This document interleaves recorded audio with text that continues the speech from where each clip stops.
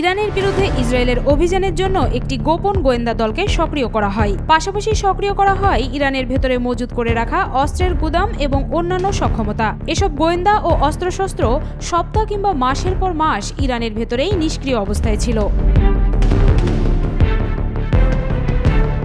জ্যেষ্ঠ এক ইসরায়েলি নিরাপত্তা কর্মকর্তা বলেন, এই পরিকল্পিত হত্যাকাণ্ড ছিল হামলার পরিকল্পনার প্রথম ধাপের একটি অংশ। ইসলামিক রেভলিউশনারি গার্ড এবং ইরানি শাসন ব্যবস্থার নীতি নির্ধারকদের হত্যার উদ্দেশ্যে এই হামলার পরিকল্পনা করা হয়। তিনি আরও বলেন, তারা কোন কোন জায়গায় ছিলেন তাও আমরা জানতাম। ইরানে এই হামলার সাফল্য তুলে ধরার স্বার্থে ইসরায়েলি কর্মকর্তারা এবং আরও কয়েকজন ব্যক্তি ওয়াশিংটন পোস্টের সঙ্গে কথা বলেছেন। অভিযানের গোপনীয়তার কারণে তারা নাম প্রকাশ না করার শর্ত দিয়েছেন। ভোররাতে গোপনে ইরানের নির্দিষ্ট লক্ষ্যবস্তুগুলোর ওপর হামলা চালানো হয়। সময় গড়ানোর সঙ্গে সঙ্গে হামলার ব্যাপ্তি বাড়ানো হয়। পরে তা ইরানের পারমাণবিক ও সামরিক স্থাপনায় ক্ষেপণাস্ত্র ও বিমান হামলায় রূপ নেয়। অর্থাৎ গোপন হত্যাকাণ্ড দিয়ে শুরু হলেও পরে খোলামেলা সামরিক অভিযান শুরু হয়। আরেক জ্যেষ্ঠ ইসরায়েলি নিরাপত্তা কর্মকর্তা জানান, এই হত্যাকাণ্ডগুলো ছিল বহু স্তর বিশিষ্ট একটি অভিযানের অংশ। এর নেতৃত্বে ছিল ইসরায়েলের বৈদেশিক গোয়েন্দা সংস্থা মোসাদ। সাম্প্রতিক মাসগুলোতে এই অভিযান গতি পেলেও দীর্ঘ সময় ধরে এর ক্ষেত্র প্রস্তুত করা হচ্ছিল। বান্ডেল থাকলে প্রতি সেনমানিতে টাকা বাঁচবে। বিকাশ সেনমানি বান্ডেল কিনে জিতুন প্রতি লেনদেনে। অভিযান সফল করতে সাহসী ও সুপরিকল্পিত পরিকল্পনার পাশাপাশি বিভ্রান্তিমূলক কর্মকৌশলও ব্যবহার করা হয়েছে। এই কর্মকর্তা আরও বলেন, যুক্তরাষ্ট্র যখন ইরানের সঙ্গে পারমাণবিক আলোচনা আবার শুরু করে তখন এই অভিযান বাস্তবায়ন পরিকল্পনার চূড়ান্ত ধাপের প্রস্তুতি চলছিল। এই ধাপে মোসাদের গোয়েন্দাদের বিপুল পরিমাণে বিশেষ অস্ত্র গোপনে ইরানে পাচার করার এবং দেশ জুড়ে সেগুলো ছড়িয়ে দেওয়ার দায়িত্ব দেওয়া হয়েছিল, যাতে নির্ধারিত সময়ে নির্ধারিত নিশানা লক্ষ্য করে সেগুলো ব্যবহার করা হয়।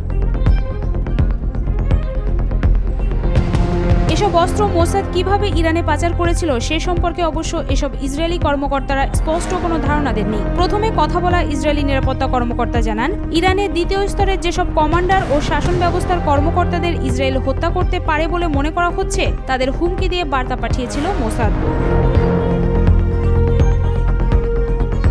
কেউ দরজার নিচ দিয়ে চিঠি পেয়েছেন, আবার কেউ ফোন কল পেয়েছেন কিংবা কারো স্ত্রীকে ফোন করে হুমকি দেওয়া হয়েছে। এই বার্তাগুলোর লক্ষ্য ছিল পরিষ্কারভাবে জানিয়ে দেয়া যে মোসাদ জানে ওই কর্মকর্তারা কে কোথায় আছেন এবং তারা মোসাদের নাগালেই আছেন। মোসাদের এই হুমকিকে খোদ মার্কিন প্রেসিডেন্ট ডোনাল্ড ট্রাম্প প্রকাশ্যে সমর্থন জানিয়েছিলেন। কারণ আক্রমণের পর সামাজিক যোগাযোগ মাধ্যমে দেয়া এক পোস্টে ট্রাম্প নিহত ইরানি নেতাদের উদ্দেশ্যে লিখেছিলেন, তারা সবাই এখন মৃত। এরপর তিনি ইরানকে সতর্ক করেন, যদি তারা পারমাণবিক অস্ত্র তৈরির চেষ্টা বন্ধ না করেন তবে আরও ভয়াবহ হামলা আসবে। এই অভিযানের প্রথম ধাপকে নির্মূল অভিযান বলা হচ্ছে। এটি ছিল মোসাদের বড় অভিযান রাইজিং লায়নের একটি অংশ। এই পুরো অভিযান বাস্তবায়ন করতে বহু বছর ধরে ইসরায়েলি সামরিক বাহিনীর সঙ্গে যৌথভাবে কাজ করেছে মোসাদ। তারা ইরানি নেতাদের অবস্থান ও তথ্য সংবলিত ফাইল তৈরি করেছে। এর মধ্যে তাদের বাসা, বাংকার, গোপন আশ্রয়স্থলেরও তথ্য ছিল। দ্বিতীয় ইসরায়েলি নিরাপত্তা কর্মকর্তা বলেন, অতি সম্প্রতি ইহুদিবাদী রাষ্ট্রের গোয়েন্দা সংস্থা মোসাদের ইউনিটগুলো ইরানের আকাশ প্রতিরক্ষা ব্যবস্থা অকার্যকর করার উদ্দেশ্যে খোলা জায়গায় নিখুঁতভাবে আঘাত হানতে সক্ষম অস্ত্র স্থাপন করে। বিশেষ করে ইরানের ক্ষেপণাস্ত্র প্রতিরক্ষা ব্যাটারি কাছাকাছি এসব অস্ত্র বসানো হয়। এর উদ্দেশ্য ছিল হামলার কয়েক ঘন্টা আগে এই প্রতিরক্ষা ব্যবস্থা নিষ্ক্রিয় করে ফেলা। মোসাদ আরও আগে থেকেই ইরানের ভেতরে বিস্ফোরক ড্রোনের একটি ঘাঁটি গড়ে তোলে। ওই কর্মকর্তা বলেন, হামলার আগে এসব ড্রোন সক্রিয় করা হয় এবং সেগুলো তেহরানের কাছাকাছি এসফাজাবাদে ভূমি থেকে ভূমিতে নিক্ষেপযোগ্য ক্ষেপণাস্ত্র উৎক্ষেপণ কেন্দ্রের দিকে পাঠানো হয়। ইসরায়েলি যুদ্ধবিমানের বিরুদ্ধে ব্যবহার করা হতে পারে এমন অন্যান্য প্রতিরক্ষা ব্যবস্থা নিষ্ক্রিয় করতে সাধারণ যানবাহনের ভেতরে বিস্ফোরক ও উন্নত প্রযুক্তি লুকিয়ে রেখেছিল মোসাদ। দূর থেকে নিয়ন্ত্রণের মাধ্যমে এসব বিস্ফোরক দিয়ে প্রতিরক্ষা ব্যবস্থা ধ্বংস কিংবা বিপর্যস্ত করা যায়। প্রথম ইসরায়েলি নিরাপত্তা কর্মকর্তা জানান, এই অভিযানের আরেকটি লক্ষ্য ছিল ক্ষেপণাস্ত্র পরিবহনকারী ট্রাক। তিনি বলেন, প্রতিটি ট্রাক ধ্বংস করা মানে 4টি ক্ষেপণাস্ত্রের কার্যকারিতা শেষ করে দেয়া।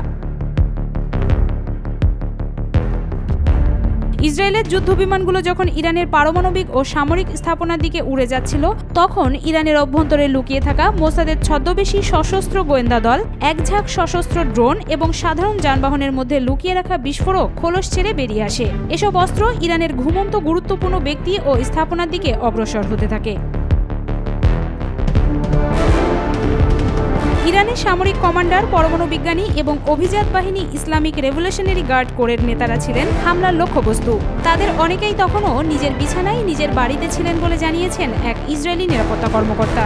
এই অভিযানের বিষয়ে তিনি সরাসরি অবগত ছিলেন। তিনি ওয়াশিংটন পোস্টকে অভিযান সংক্রান্ত অপ্রকাশিত বিস্তারিত তথ্য দিয়েছেন। ইসরায়েলি ও পশ্চিমা নিরাপত্তা কর্মকর্তা এবং ইরান সরকারের বিভিন্ন বিবৃতিতে বলা হয়, ভোর হওয়ার আগেই ইরানের সর্বোচ্চ নেতা আয়াতুল্লাহ আলী খামেনির ঘনিষ্ঠ বলয়ের বিভিন্ন সদস্য এবং পারমাণবিক কর্মসূচির গুরুত্বপূর্ণ ব্যক্তিরা নিহত হন। ইসরায়েলি ও পশ্চিমা নিরাপত্তা কর্মকর্তারা এবং সরকার পক্ষের দেওয়া তথ্যে বলা হয়েছে, তাদের অনেকেই বিস্ফোরক ভর্তি ড্রোন কিংবা অন্যান্য যন্ত্রের আঘাতে নিহত হন।